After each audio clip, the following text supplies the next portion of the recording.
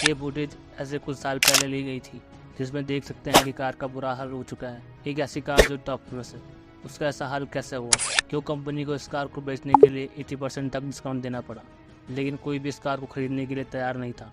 आखिरकार कंपनी के पास कोई चॉइस नहीं बची और कार को कम्प्लीटली अबंडन कर दिया गया। और मूवी के रिलीज होने के कुछ साल के बाद ये कार मुंबई की सड़कों में जंग खाने लग रही थी। इसकी पसंद की कहानी बहुत यूनिक है, जिसमें कुछ ऐसे रीज़न हैं जिसकी वजह से टार्जन कार कम्प्लीटली फेल हो गई। टार्जन दिलीप छाबड़िया के द्वारा इंडिया के लिए फर्स्ट सुपर कार बनाने का एक फेल्ड अटैम्प्ट था, जिसमें दिलीप छाबड़िया ने कार को लॉन्च करने के लिए एक मूवी का सहारा लिया और सब कुछ करने के बावजूद भी कम्प्लीटली फेल हो गई। लेकिन ऐसा कैसे? फेल होने के पीछे बहुत सारे रीज़न हो सकते हैं, जैसे कि क्वालिटी इशू, बैड मार्केटिंग और बैड प्राइसिंग। और टार्जन के केस में ये सब कुछ था। हाल ही में डीसी अवंती स्कैम से पहले अगर डीसी कंपनी किसी चीज़ के लिए फेमस थी तो वो थी torsion car. Torsion car India के हर बच्चे की ड्रीम कार हुआ करती थी और आज भी है। मेरी रिसर्च से मुझे कुछ रीज़न पता चला है कि कार फेल कैसे हुई, जिसमें से पहला रीज़न था मूवी इटसेल्फ। दिलीप छाबड़िया यानी अपनी कंपनी डीसी मोटर्स और टार्जन को प्रमोट करने के लिए उसके लिए फुल मूवी बनाई गई, जिसमें टार्जन मेन रोल निभा रही है। इस मूवी को बनाने के लिए इसमें अजय देवगन को कास्ट किया गया, जिससे इसकी थोड़ी हाइप बना सके। दिलीप छाबड़िया की टार्जन मूवी 2004 में रिलीज़ की गई, जिस साल बॉलीवुड के टॉप एक्टर्स जैसे कि शाहरुख खान की वीर ज़ारा या धूम जैसी मूवी रिलीज हुई थी। ज़्यादातर लोग बाइक में इंटरेस्टेड थे, इसलिए लोगों ने धूम देखना ज़्यादा पसंद किया और इतनी सारी टॉप एक्टर्स की मूवीज़ ही साथ आने की वजह से लोगों ने टार्जन को कम्प्लीटली इग्नोर कर दिया।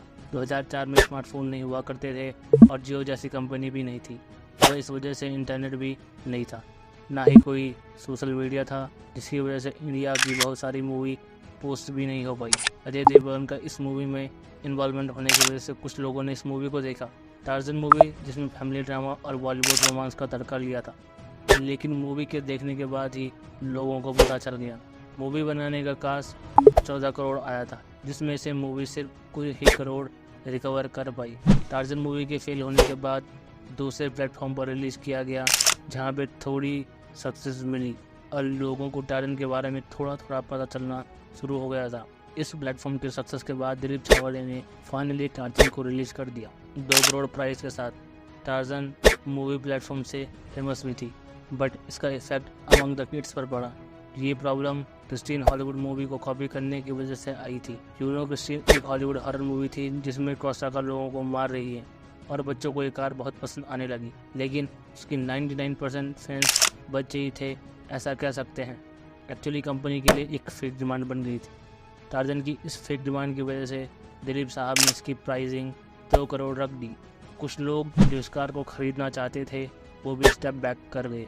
जैसा कि मैंने आपको पहले ही बताया, not original car actually successor थी। 2002 में डीसी एनफील्ड की और टार्जन को बनाने के लिए डीसी ने सिर्फ 8 महीने लगाए, जिसको टाइम टू सेव बनाया गया। 2004 में आने वाली 2 करोड़ की किसी भी सुपर कार को हम अगर टार्जन से कंपेयर करें तो ऑब्वियसली टार्जन नो सेंस टू बाई। इस रीज़न की वजह से किसी ने नहीं खरीदा और फाइनली कंपनी को इसको बेचने के लिए 80% तक डिस्काउंट देना पड़ा।